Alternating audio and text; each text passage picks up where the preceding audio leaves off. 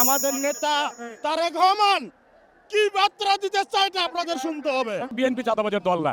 আপনারা দেখেছেন যে হচ্ছে যে কারা চাঁদাবাজ আর কারা ধান্দাবাজ। এদেশের মানুষের গণতান্ত্রিক যে অধিকার, ভাত ও ভোটের যে অধিকার, এটা এস্টাবলিশ করার জন্য জনগণের যে অধিকার, যে ভোটের যে অধিকার, ভোটাধিকার, নির্বাচন হচ্ছে সবচেয়ে বড় সংস্কার।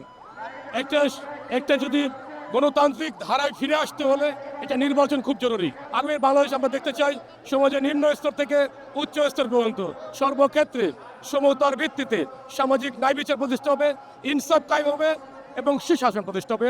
আমরা এরকম মানা দিতে চাই। খালেদা জিয়া যেভাবে উন্নয়ন করেছেন, আমাদের ভারপ্রাপ্ত চেয়ারম্যানও একইভাবে এই দেশের মানুষের সমর্থন নিয়ে, আল্লাহর রহমত নিয়ে এই দেশকে এগিয়ে নিতে চান।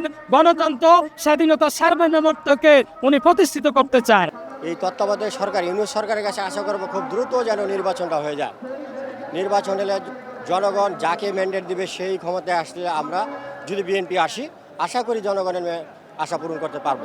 আইনের মাধ্যমে ফ্যাসিস্ট, স্বৈরাচার, ভোটচোর শেখ হাসিনার বিচার অবশ্যই হবে। আমরা সুষ্ঠুমূলক একটা নির্বাচন চাই দেশে। আমাদের নেতা কর্মীরা ভরপুর আজকে ঢাকা আইছে, আপনারা দেখতে পাচ্ছেন। আমাদের নেতা তারেক রহমান কি বার্তা দিতে চায় এটা আপনাদের শুনতে হবে।